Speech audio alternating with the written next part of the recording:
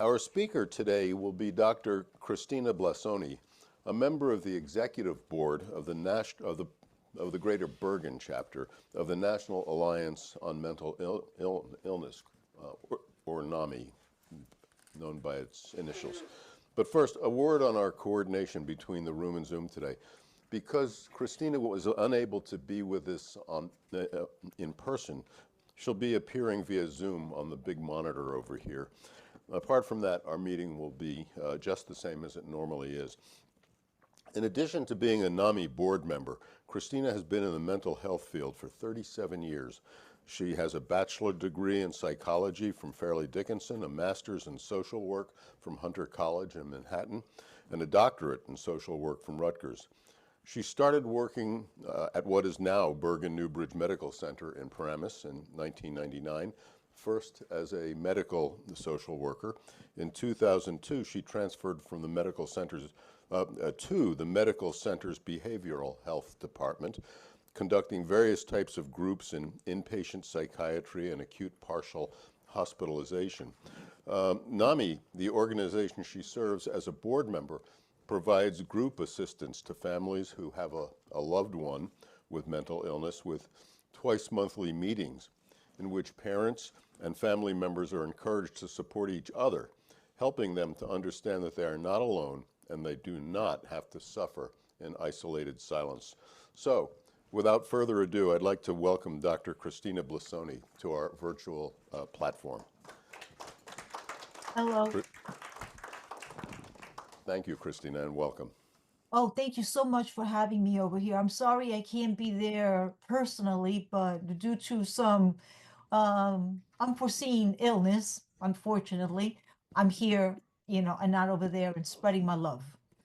So I have over here a PowerPoint, and I want to go and share it with all of you. And I love the song that Eric just sang, very, very compelling and more or less what we're going to be talking about today.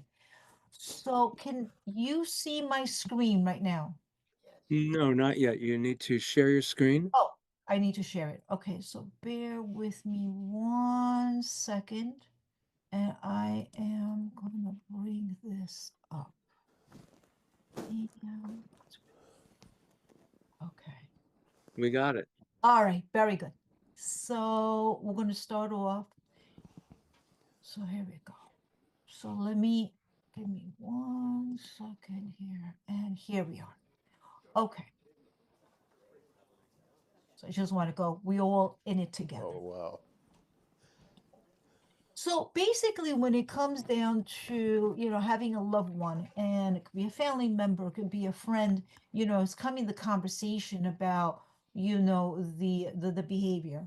So once again, one thing that, we're going to look at is basically when we're having the conversation, that we want to have an open stance.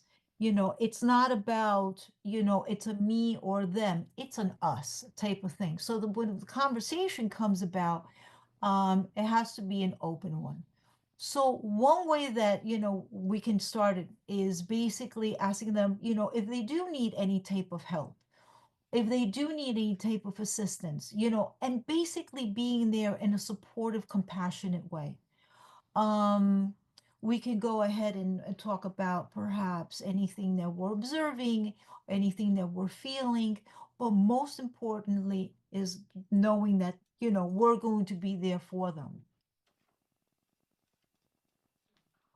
So here, you're going to be having the PowerPoint, but, ways of communicating. So as we're having the open communication, we're going to be talking about discussing, the topic when the person feels comfortable. One thing that I think it's extremely important. It's not when I feel that it's time to have the conversation, is when I feel that they're ready to have the conversation. That's the most important part. So when we're having that type of conversation, one thing that I do right now, I'm not a very good role model, one thing that I always encourage everybody, and even within my own self, when I'm having a conversation with anybody, it doesn't really matter with who, is basically an open stance. So hands on my lap, being open, looking at the person directly. That's just extremely important in having that type of communication. I want to go and pause right here. I would like, if possible, to have an interaction. If you want, stop me, ask me any type of question. Well, let's do it more interactive, because if I feel more comfortable if people would be asking me questions as well. Sounds good? Yes, and if I may say, for the people on Zoom, if you will raise your hand in Zoom if you want to speak, I'll notice it and I'll mention it, and that way I think it'll run more smoothly for the people on Zoom. Perfect. Very good. So yeah, please do stop me, and then, I'll answer any type of question, and then we can just jump right back. So how do we go ahead and have that conversation? Once again, open stance, looking at a person, and basically showing our concern for. Set a time aside with no distractions. Again, it's not on our time, it's on their time when we feel that they're going to be having, and be open for that conversation. Let them share as much or as little as they want. A lot of times, that if somebody comes in, even when my daughter comes in, and I see her, like, for example, maybe she is, a little bit down, or maybe a little bit withdrawn, a little bit angry. All right, talk to me. Do you want to talk to me right now? Do you want to talk to me later? Basically stating that I'm here. I'm open ears. Whatever it is that you want to say, it's okay. All right, I want to go and stop on that one there too. One thing that, in terms of communication, one thing is the shock value. I need to be open, and I need to be prepared to hear almost anything. A lot of times, people, will say, well, this is the way that I feel, but the way that I feel about it may not be congruent to the way they're feeling about it. What I'm saying is that a lot of times when people do go ahead and state the way that they feel, perhaps at that moment, I am maybe not ready in order to hear it. So what do I need to do in order to be ready? Does anybody want to give a try? What do we need to do in order to be ready to have that conversation? Any thoughts here in the room? Yes, Charlie.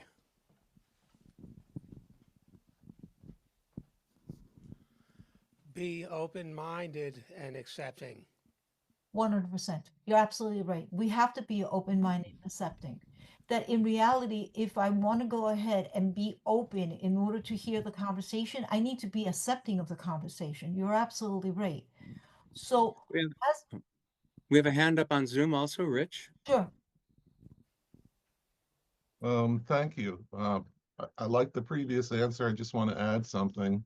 Um, you do have to be open, but you have to be balanced, and you have to try not to react to what the other person says. You have to sit there and listen and assume it's something you never heard would have heard before. Oh, absolutely. Absolutely. You're absolutely right in that. And that's the whole thing. Conversations and communications come in different ways. I know I'm deviating a little bit over here, but the most important one is, as I'm listening, I am not really listening to the verbal aspect of it. I'm listening to the nonverbal aspect. The first communication that we really understand is the nonverbal. So when the person is speaking to me, yes, I need to be mindful and open-minded and accepting of whatever verbal it is, but I'm also the nonverbal, and that's the one that I'm going to be listening to first. So for example, if I'm like, I'll take my daughter, the poor soul, she's sleeping upstairs. But now right now, if hold on a second, then you can see my nonverbal cues.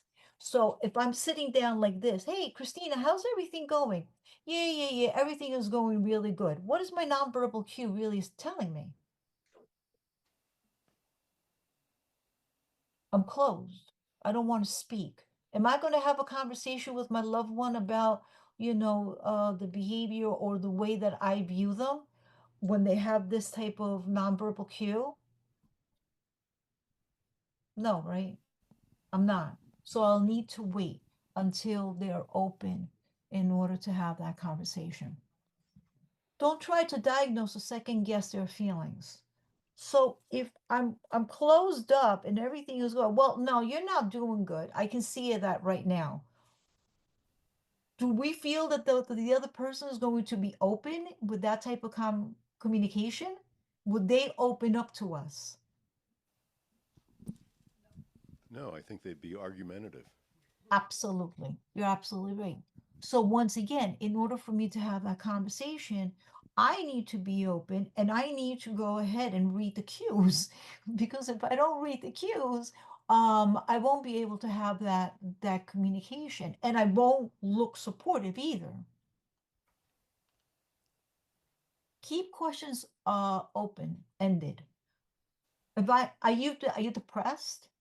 That's not open ended. How are you feeling? Or I see that you're feeling in a certain way. How are you really feeling? Do you want to talk to me? And then allow the individual to tell us.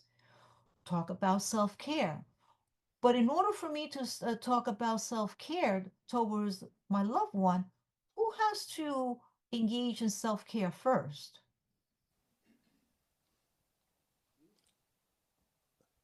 I guess you do, right? Absolutely. So I need to engage in self-care because once again, in order to be supportive towards the other person, I need to be balanced. I need to be healthy myself in order to go ahead and be able to assist the other person. Listen carefully to what they tell you. So one thing that I like also in terms of communication is, repeating back, reflective listening. So I am going, the person's going to say, gee, I feel, let's give an example. I'm feeling a little depressed. I have a lot of folks that, hear voices as well. And sometimes when hearing voices, there is a symbolic aspect of listen, basically understanding where the voices are coming from too. But if anybody is interested, that's a seminar. That's a different seminar totally. But listening to what the voices are saying, listening to, what the anxiety is saying, listening to what the depression is saying, there's always symbolism to it. So once again, I need to go and be mindful of nonverbal cues and the same thing as the symbolism behind any type of feeling state that they're having at the moment. Because once again, it's not only the feeling state per se, but it's also the environment. So I need to be mindful of that environment as well. So offer them to help in seeking professional help and provide information on how to go about that. Um, in order, here's the tricky part. Finding, getting assistance. A lot of times there's folks that do not want. So, for example, I'm thinking about folks that I see. Some people, let's say, for example, who hear voices, they want to continue hearing voices. They don't want to go ahead and get on medication, perhaps, or some people do want to get on medication. But a lot of times, some people, for example, who have ADD or ADHD, they don't want to get on medication, partly because of side effects, partly because of the way that they feel, and they like the way they feel. A lot of folks tell me too, for example, with bipolar, when they have that manic aspect, and they just love that manic aspect. So once again, telling other individuals you need medication, you need help, may be counterproductive to the communication that we're having in the open stance too, that we're there to support them. We need to be open about what they want to do. How does everybody feel about that? We have any contributions from the room? Yes, Mark. No, I think that's very important, and I think that's one of the problems in the system is that they're too they're too directive to they don't allow the patients in our current system to be part of the treatment plan, and if they do, not nearly enough, and they need to be less judgmental, and they could create more support for the patient, and the things that they really need.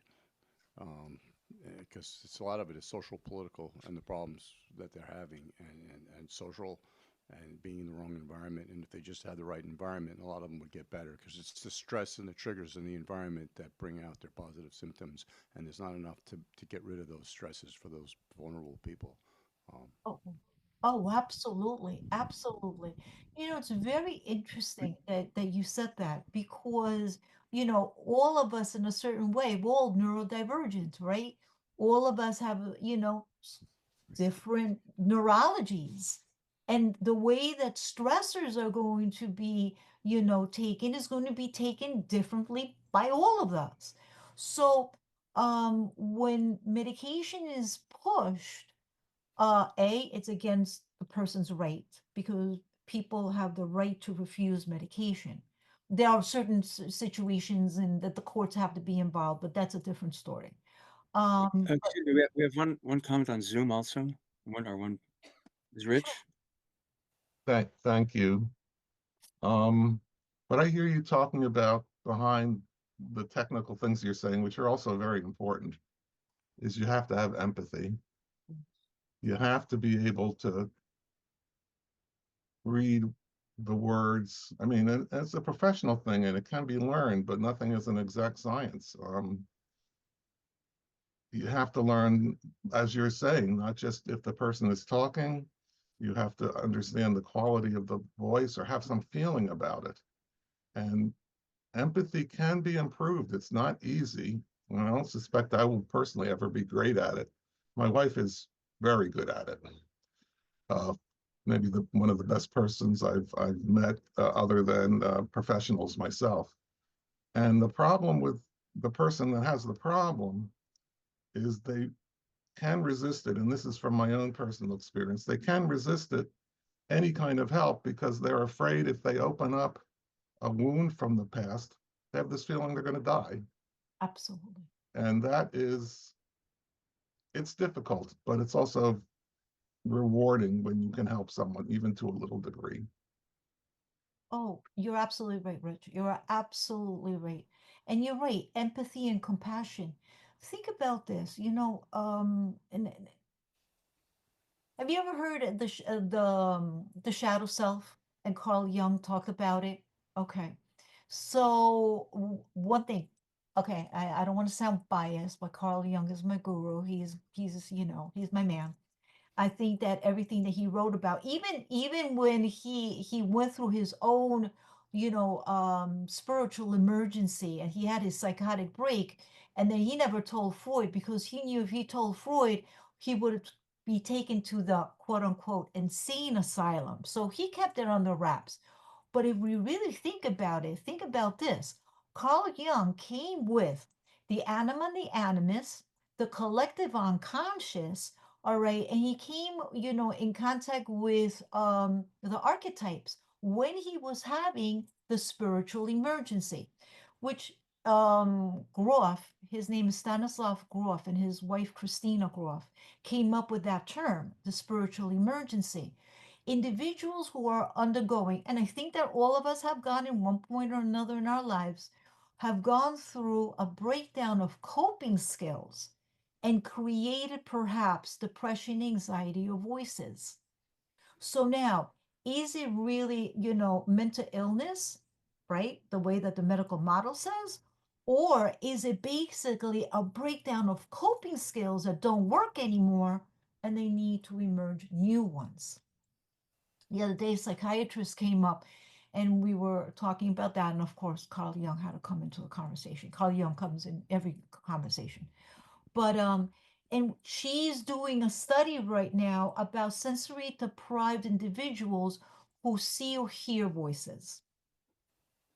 Fascinating. Absolutely there's not enough research on that because there's just not enough research.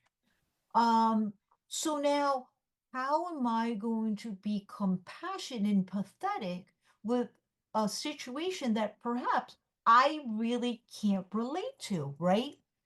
I can't relate it. I have all, well, I can see, well, I think so with my glasses on. Without it, I'm basically blind. But I can hear, I can smell, I can sense things. So how do I put myself in other people's shoes? And that's what it's all about. Like you said, Rich, is basically putting ourselves in other people's shoes and being compassionate and empathetic to understand what's happening. Christina, can I interrupt with a question, please? Yes. I think that in many cases, an entire life and all of its relationships have been built on a carefully developed and carefully groomed self-image.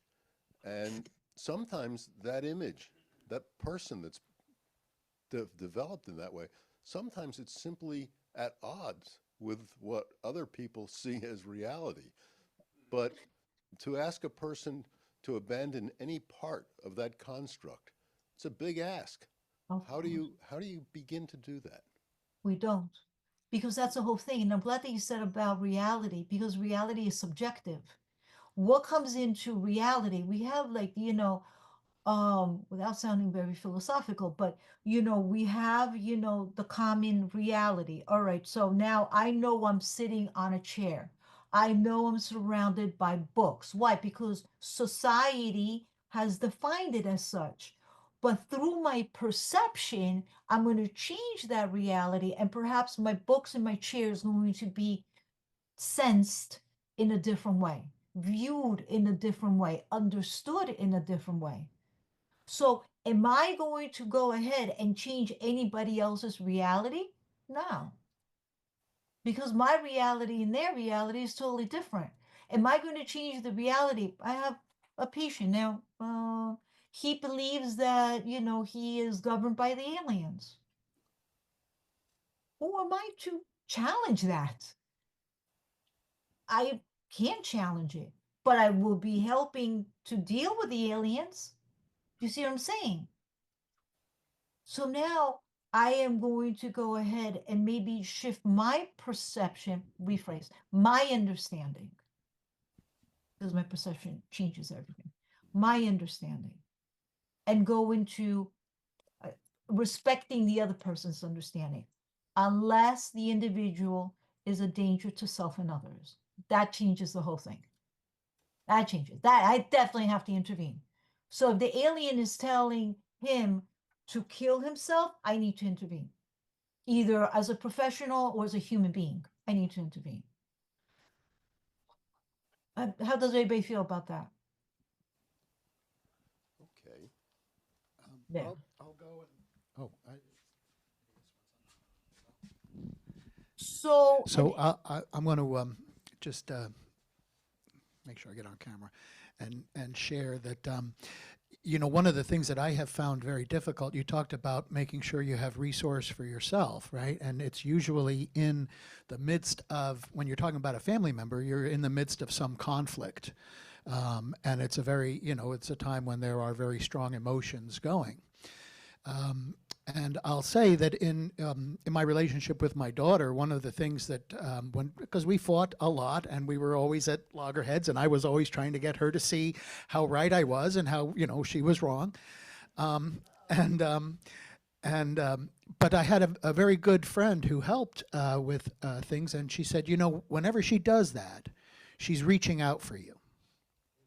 And that was a really important thing for me to hear, because that changed my perspective. And so whenever she would say something really, truly hateful to me, sometimes, as teenagers often do, right? Rather than throw it back at her or react or get mad as I was doing. After that, I would stop and I would say, "Tell me what's going on for you. Tell me what's going on."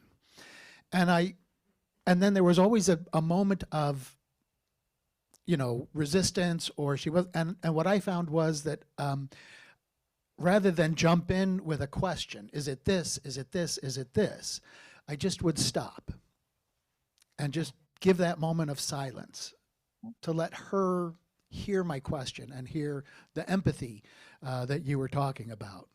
So, I mean, that's just a little practical thing that I learned.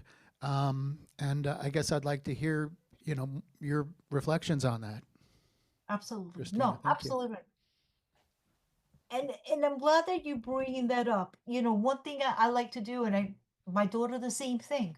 And when she was a teenager, the same thing. Talk to me. And then I'll just say, all right, what is it?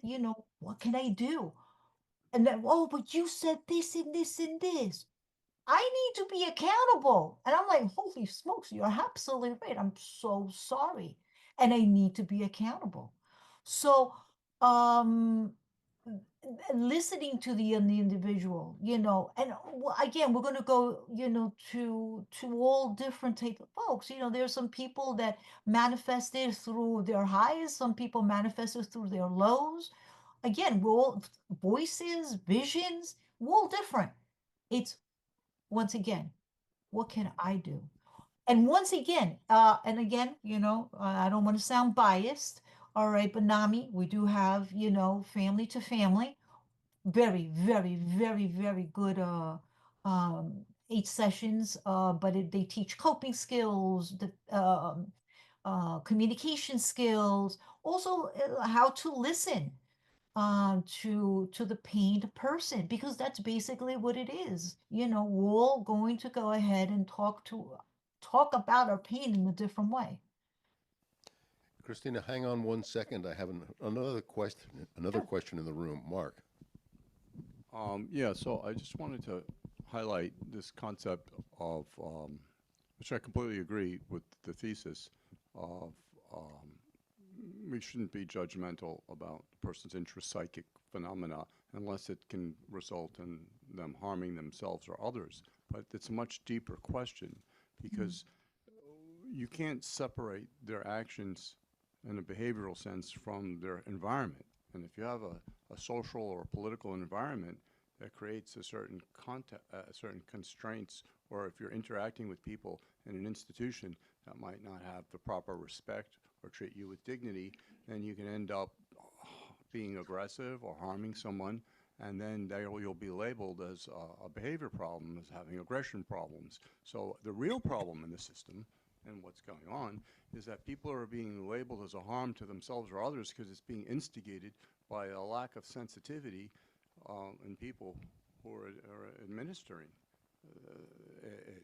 So we really have to ask, what's the root of the behavior of harming oneself and others? Is it really just something that comes from an intrapsychic reality, or is it really dependent upon the interpsychic context, which is pervasive and is very inimical to people, especially the people who are more vulnerable in the population, who are a little bit less balanced?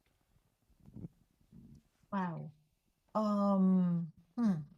So basically, you're saying that, the system is flawed, in which it is. Unfortunately, we do pathologize and we medicalize, unfortunately. So it's a combination of all the above, really, if you think about it. Folks that, let's say, are a danger to self. Is it the sum collection of, the collective shadow? Maybe. A lot of times, oh, here we go again. Carl Younger talked about it, that basically, folks that have been, scrutinized. And if you really think about it, if you look at, the history of, and I'm going to use this word on a technical basis only, all right, mental illness. So I'm looking just technically. All right, that's the way that they term it. If you look at that, is basically marginalizing individuals who are not conformist. So, I wonder who, who is healthier, the nonconformist or the conformist, and then the nonconformist being basically scrutinized because they represent the shadow self. I mean, and we can go on and on and on and on trying to figure out what it's all about, right? But one thing that we do know, we're all one. So if my loved one who has depression, anxiety, or voices or visions is affected, I'm affected too. So how can we help? That's the bottom line, really. What does a typical NAMI session look like? What happens at a NAMI group meeting? Uh, well, okay, so from that end, well, meaning that you got the support groups, right? So let's say you got the family support. Towards the end, I put down all of these resources too. So there's telephone numbers there and all that stuff. So basically, I'll be honest with you, I didn't attend one myself because I'm secretary on the board. And I do more meet the professional and all that stuff. But from what I've, been told, all right, basically you got a trained individual who has perhaps somebody in the community who has a mental health issue. So they get trained in order to go ahead and lead the support group. Rephrase. Yes, the support group and also the family to family. So it's a good training. I have to say it's a very, very good training. And basically they get trained in, coping skills, communication skills, understanding, what to do with folks that do hear voices and see visions, and on how to cope and deal and communicate, and resources. I really recommend it. It's very, very, very good group. And You it's know, good for support. That's what we basically need. I can add a little bit to that, having Sure. participated in NAMI Oh, group sessions myself. wonderful. So let me just add a little bit to that. I'm agreeing with Christina that it's a wonderful resource. It's each meeting, and they meet generally twice a month or every 2 weeks. Each meeting is facilitated by a very sensitive person who is a professional, a mental health professional, and the meetings are attended by family members who have a loved one with a mental health problem. And sometimes it can manifest itself in very destructive and even violent ways. And most of the help comes from other family members who are similarly situated, helping each other. What worked for them? What kinds of resources they found?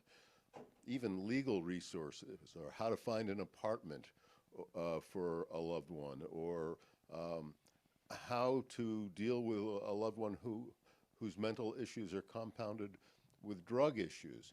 And it's just the give and take. The give and take is very, very helpful. And as a participant, you learn very quickly that you're not alone, and that there's nothing new under the sun, and other people have been here before, and they are, through experience, in a position to help. And it's just a very valuable interaction. Yeah, yeah, absolutely. And even, we with the series of Meet the Professional, and we have all these individuals from different community agencies that come over and also educate the public, whoever wants to come. And this is open for the public as well, not only for individuals, who have loved ones or even themselves are going through any mental health issue.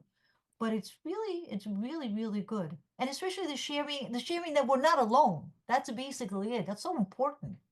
Because in reality, we all have had a twinge of depression, anxiety. All of us have heard some voice or another, because it's more common hearing voices than not. 1 in 4 people hear voices. 70% of the population hear the name call, turn around, nobody is there. So and MRIs have shown that individuals who hear voices, all right, with no outside stimuli, all right, the auditory part of the brain lights up. If that's not fascinating, I don't know what is, because it's basically saying they're getting some type of stimuli, but it's not coming from the outside. So it's a very interesting incidence. The thing is, how are we going to cope with it in a conformist world? That's basically it. Okay. So here's some, warning signs of mental health issues. All right. And again, we know our loved one more than anybody else. So once again, we're there in order to assist them in every way possible.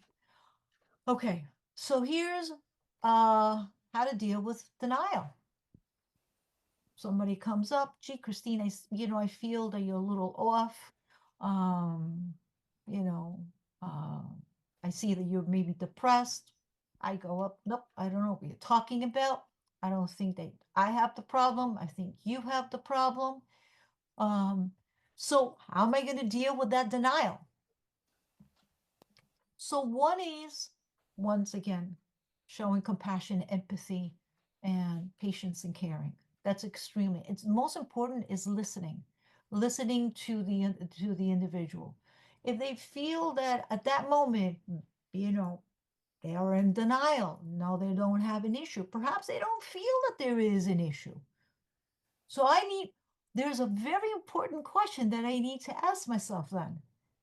What's the important question I need to ask myself when I'm asking my loved one or another person if they have an issue with, their mental health?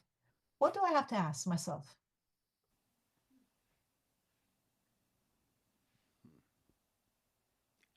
Any ideas? Any thoughts? Yes, Rich. First question to myself is, do I have the capacity to help to whatever degree I understand the problem? That's wonderful. Absolutely. And usually the answer would be,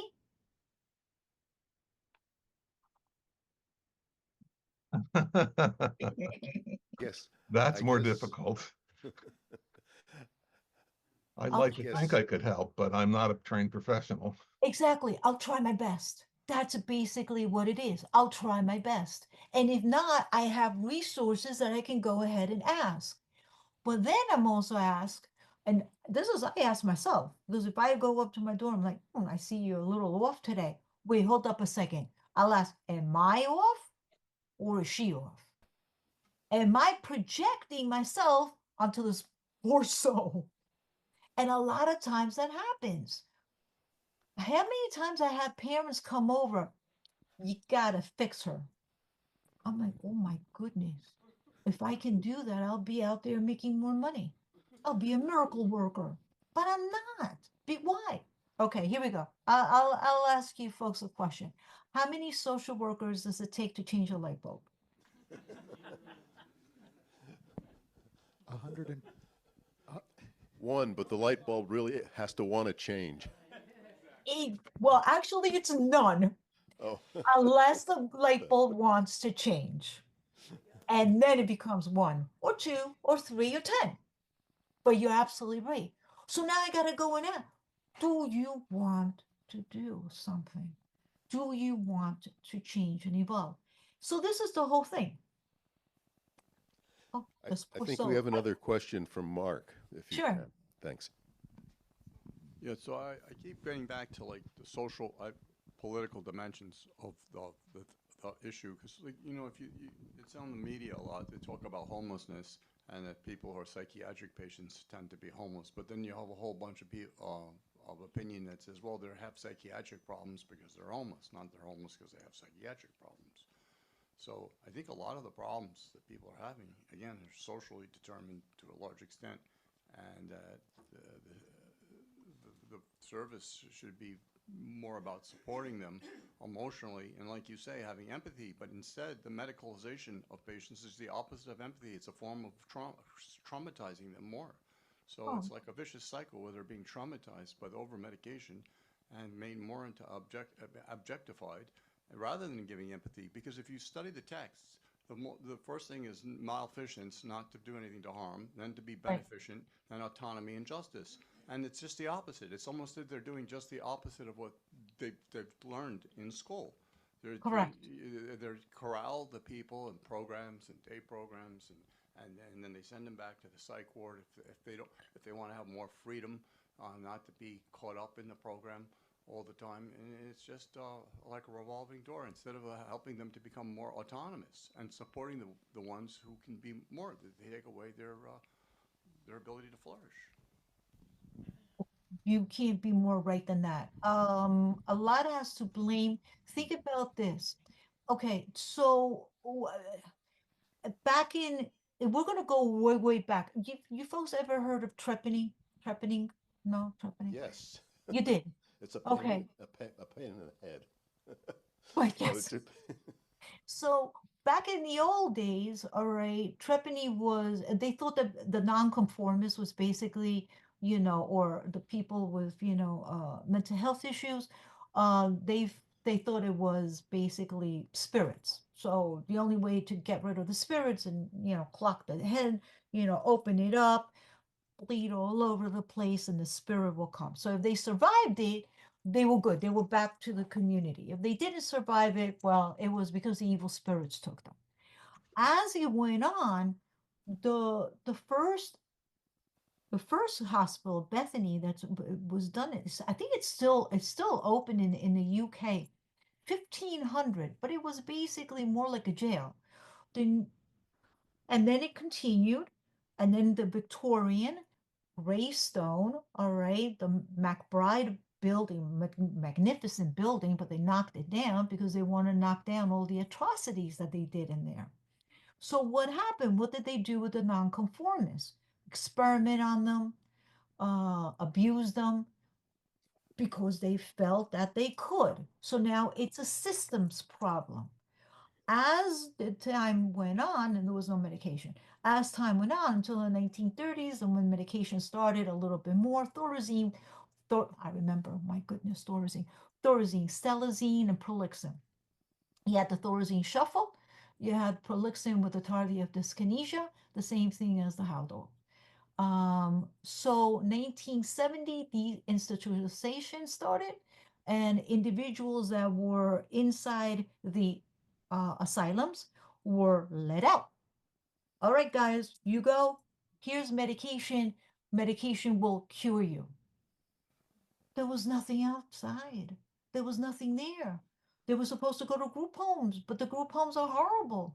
They were supposed to go to take medication. Medication has side effects. Not everybody will take medication. There were people, I remember, oh my goodness, I remember with the Thorazine. Christina, I don't want to take this medication. And then they got the tardive dyskinesia that will be lasting forever. Nowadays, Cogetin, and there's all these new generation of medication.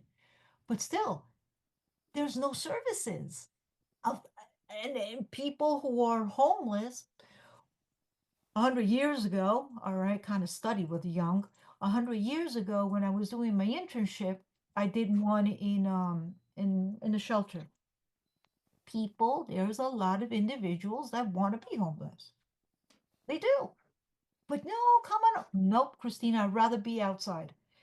It's safer.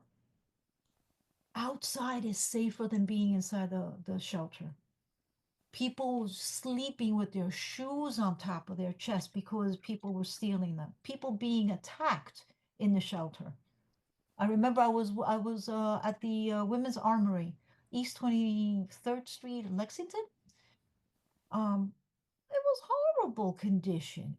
So now we need to change the whole system around. We got to go and implement more like a UK type of system, with more compassion and empathy. But then, I have then one more question here from the floor. Sure. Oh, a comment.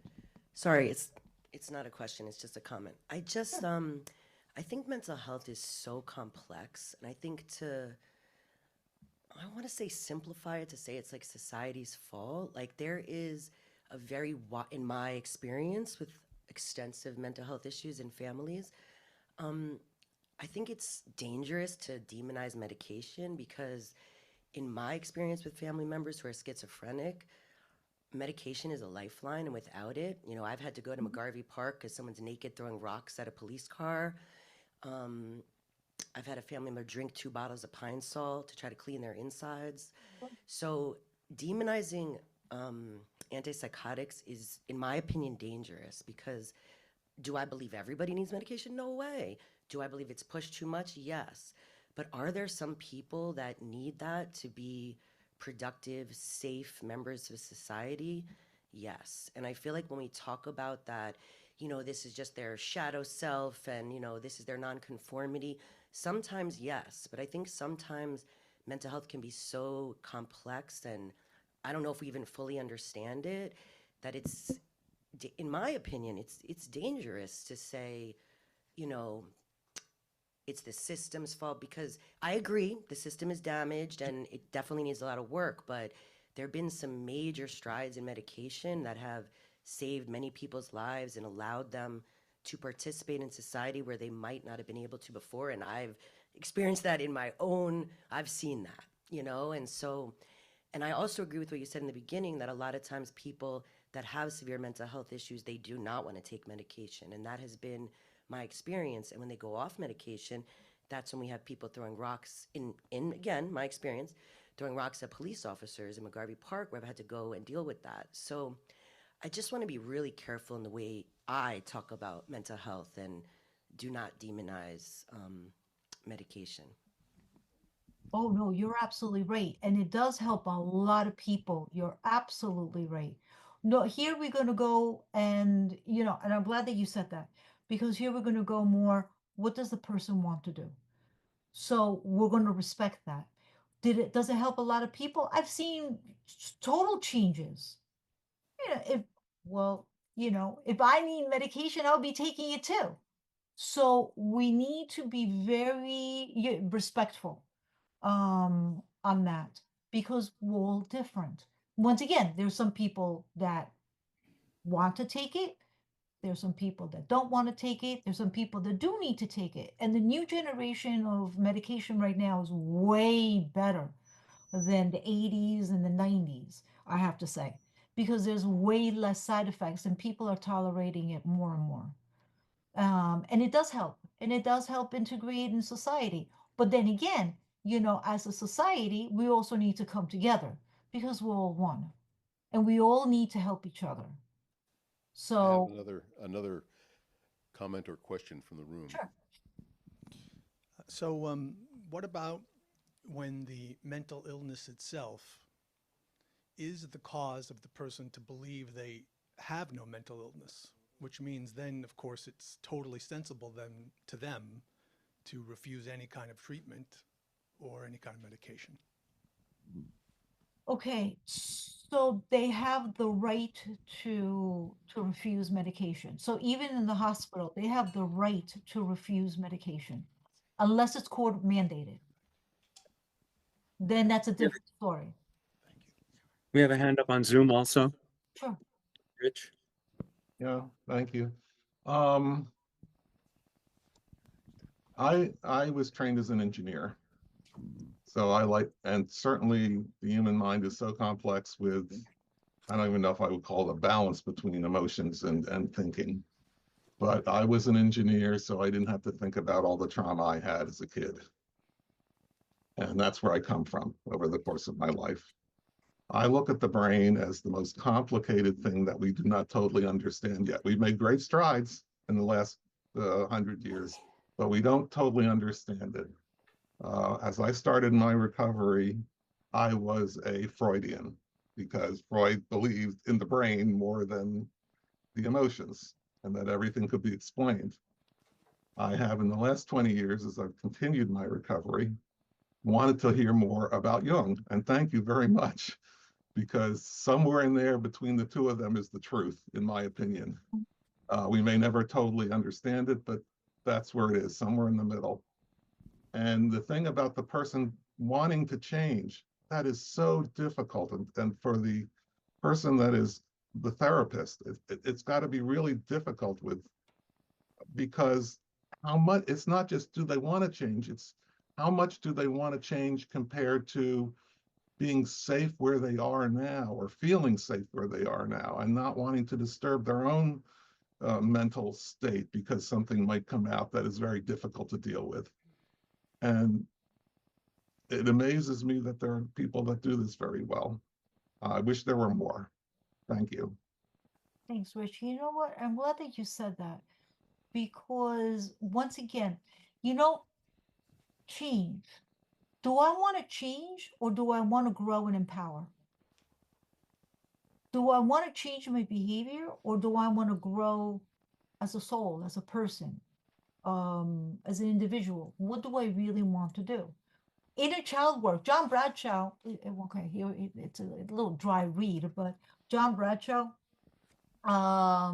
it's Homecoming, Championing Your Inner Child. I think that is a very compelling book right there because basically, and that's one thing I do a lot. I do it with myself. I do it, with the folks that I see. We do a lot of inner child work. And it's once again coming in contact with the trauma. And you're absolutely right, Rich. We don't know what mental health issues are. We don't know. We don't know. We don't know.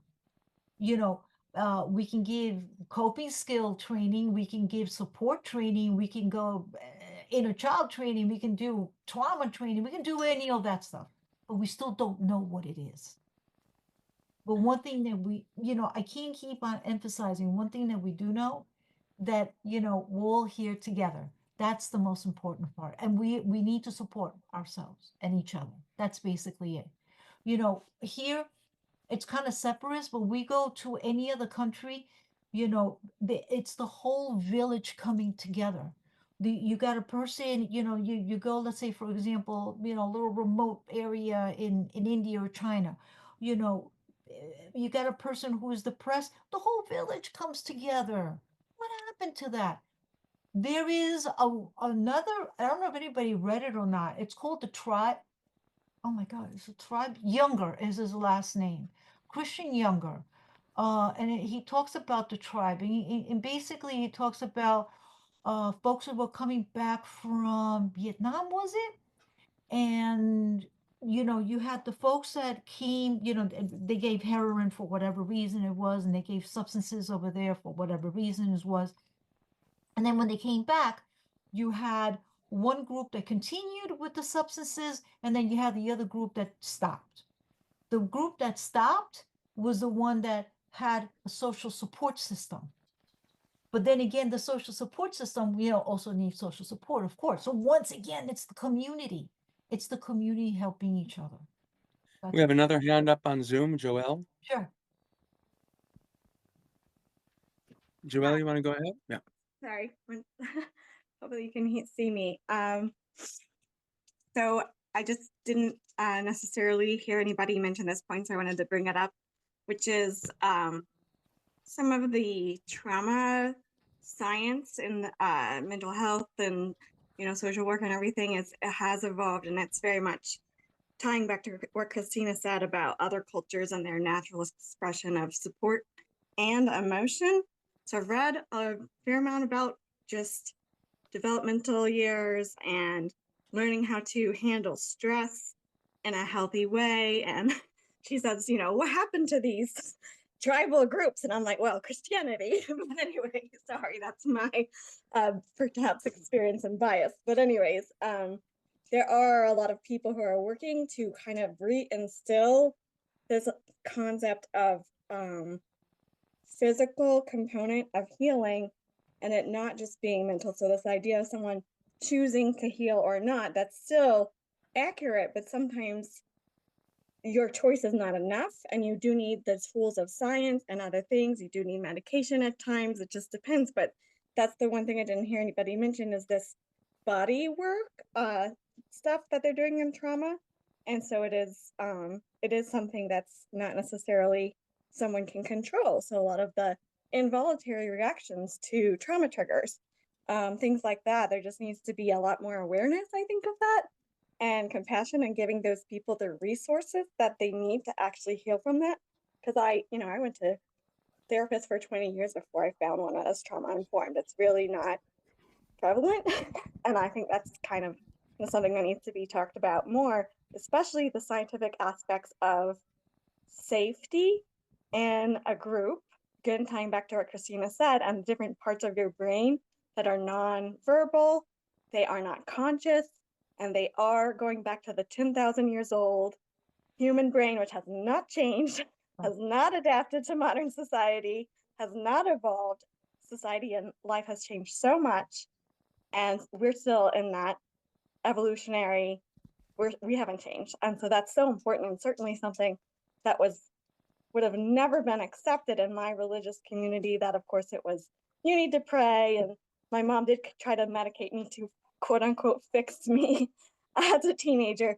So that aspect of evolutionary science is very much not known, and I think also probably rejected by people who are of certain faith or belief. And I think that's something that really should be discussed more. Oh, you're absolutely right. Thank you, Biopsychoimmunology, right, and mind-body integration. It's so right. They say that, memory is in the brain. It's not. It's throughout the whole body. So let's say, for example, I go to a masseuse. I go to a massage therapist, right? The massage therapist is doing my back. And I can go ahead and start crying nonstop because there is a memory that comes up. Now, remember, when it comes down to memory is holographic, right? So we're going to go ahead and look at, what is a thought, all right? Let's just look at a thought. So if we're going to go and look at what is a thought, does anybody have a definition of what a thought is? Because it kind of goes with memory. I'll explain in a few minutes. Any idea what a thought is? Yes, Bridge. I don't, but I have a question that goes along with that. I think the brain operates complexly with the logic and with the emotion, the feeling. And I don't know what part of the brain those two different things come from, or if they come from each neuron. I have no idea, but that's, to me, if we could understand that, we'd get further ahead in understanding and knowledge to help people. We have one more comment or question from Eric, and then we're going to have to leave the last word up to Cristina because we have to draw it to a close, I'm sorry to say. But hold on, here's Eric. Thank you. And Cristina, if you, there's been a request to share your slides here because they're small and a little hard to read, some of the finer print. So I would be very glad if you'd make the slides available, and we'll make them available to anyone who's interested in this. Absolutely. I see your last slide. It talks about dealing with denial. And a little bit of what I'm picking up from some of the comments here really is that what we have are individuals, but we have a system that's not really prepared to deal with them as individuals in many cases. And I'll give an example that I came across professionally. It was a person who was asking, and I work in healthcare. It was a person who was asking that her behavioral health record be expunged because it was limiting her professionally. And so I had to read her medical record for her hospitalization, and she had been hospitalized, but as soon as she was admitted as a potential threat to herself and others, she said, "This is wrong. This is not what I need therapeutically." And so the doctor said, "You're in denial. Proof that you need to be here." And it sort of, I was the person who had to help navigate and manage this conversation between this patient and the doctor. And ultimately, as you say, it sometimes comes down to a court hearing. And it did. And they said that they could not administer medication against her will. In fact, when they said, well, we can't administer the medication, we'll have to discharge you. And that's what they did. So, I mean, again, this is an interesting case where, for me, it kind of stuck with me around when is denial not denial? When is denial, you have a mental health system that often is based on power, right, over vulnerable people. And sometimes, yes, it's necessary and life-saving, but it's a blunt instrument, and what I'm hearing from you is that it's becoming a more nuanced instrument, but still it's not designed to treat individuals. It's still designed to treat symptoms or populations, or even perhaps a psychiatrist's fears of being sued. So I felt like I needed to say that to put some context into this, right? Because I really appreciate what you're saying about bringing people together around that individual, and that at least helps us to bring some of that nuance that perhaps the systems don't have. Right. Wow. Thank you, Eric. So, Cristina, the last word is yours. Well, And by the way, I want to tell everybody, before our meeting, Cristina sent me an electronic file of her PowerPoint, and I will forward it to the society, and we can then post it. Is that right, Cristina? It's all in there. Yes. All the yes. contacts are in Everything there. is, everything is included. Okay, so Cristina. Well, we didn't go through the whole thing, but I hope, you continue, and I hope that this was helpful. Again, can we say what's right, what's wrong, what to do, what not to do? Not really. It's all individualistic. As long as we're there for a loved one and we're there with an open mind, with an open heart, with compassion and empathy, that's the most important thing.